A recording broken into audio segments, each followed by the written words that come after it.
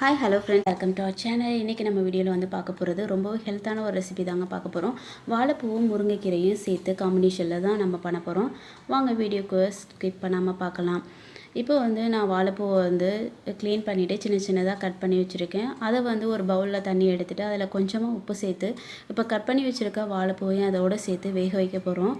வேக வச்சுட்டு அதுக்கப்புறம் வந்து எப்படி செய்யலாம் அப்படின்றத பார்க்கலாம். வாழைப்பூ ரொம்பவே ஹெல்த்தான ஒரு ரெசிபிங்க. இதில் வந்து விட்டமின் ஏ, புரோட்டீன், நார்ச்சத்து இதெல்லாம் இருக்கிறனால உடம்புக்கு ரொம்பவே நல்லது.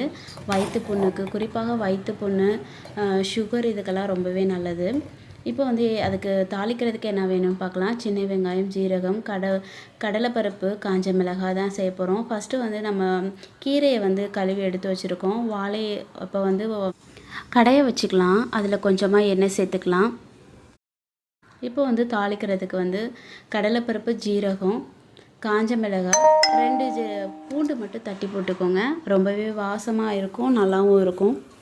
இப்போ இதில் வந்து சின்ன வெங்காயத்தை கட் பண்ணி வச்சதை வந்து அதோடு சேர்த்து நல்லா வணக்கிக்கலாம். சின்ன வெங்காயம் போட்டுக்கோங்க, அப்போ தான் டேஸ்ட் நல்லாயிருக்கும். உடம்புக்கும் நல்லது சின்ன வெங்காயம்.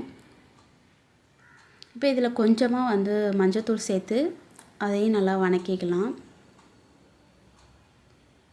இப்போ வணக்கியாச்சு. முருங்கைக்கீரை உடம்புக்கு நல்லது. இதில் வந்து இரும்பு சத்து இருக்கிறனால எலும்புகளுக்கு, இரத்த ஓட்டத்துக்கு ரொம்பவே நல்லது. இப்போ கழுவி வச்சுருக்க முருங்கைக்கீரை இதோடு சேர்த்து கலந்துக்கலாம். நல்லா வணக்கி விட்டுக்கோங்க.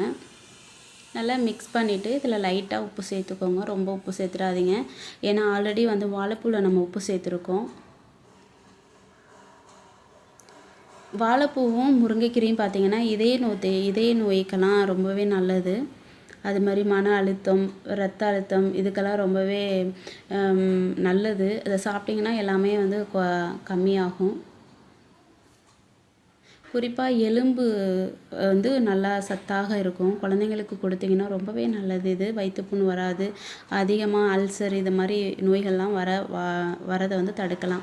இப்போ வந்து முருங்கைக்கீரையை வந்து நீங்கள் என்ன பண்ணுறீங்க அப்படின்னா, மூடி வச்சு அப்பப்போக்கு வந்து கிண்டி விட்டுக்கோங்க. அப்படி இல்லைன்னா வந்து பொரிஞ்ச மாதிரி ஆயிரும்.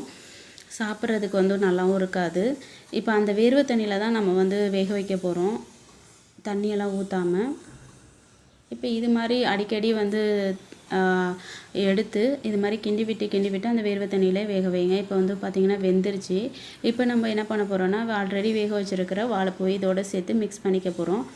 ரெண்டையும் மிக்ஸ் பண்ணி விட்டு ஒரு வேக வைக்கலாம். நல்லா மிக்ஸ் பண்ணிக்கோங்க. ரொம்பவே சூப்பராக இருக்குங்க இந்த காம்பினேஷன். எனக்கு ரொம்ப பிடிச்சமான ஒரு டிஷ். நீங்களே இது மாதிரி செஞ்சு பார்த்துருக்கீங்க, நீங்களே இது மாதிரி தான் செய்வீங்க அப்படின்னா கமெண்ட் பாக்ஸில் பதிவு பண்ணுங்கள். இப்போ ரெடி ஆயிடுச்சு. ரொம்பவே சூப்பரான ஹெல்த்தான ஒரு ரெசிபி ரெடி ஆயிடுச்சு. இந்த வீடியோ உங்களுக்கு பிடிச்சிருந்தால் லைக் பண்ணுங்கள், கமெண்ட் பண்ணுங்கள், உங்கள் ஃப்ரெண்ட்ஸுங்களுக்கு ஷேர் பண்ணுங்கள். Thank you friends. இன்னொரு வீடியோவில் பார்ப்போம். இதே மாதிரி அதிகமான நிறைய வீடியோ வந்து சேனலில் போட்டிருக்கோம். அதையே பார்த்து பயன்பெறுங்க. தேங்க்யூ.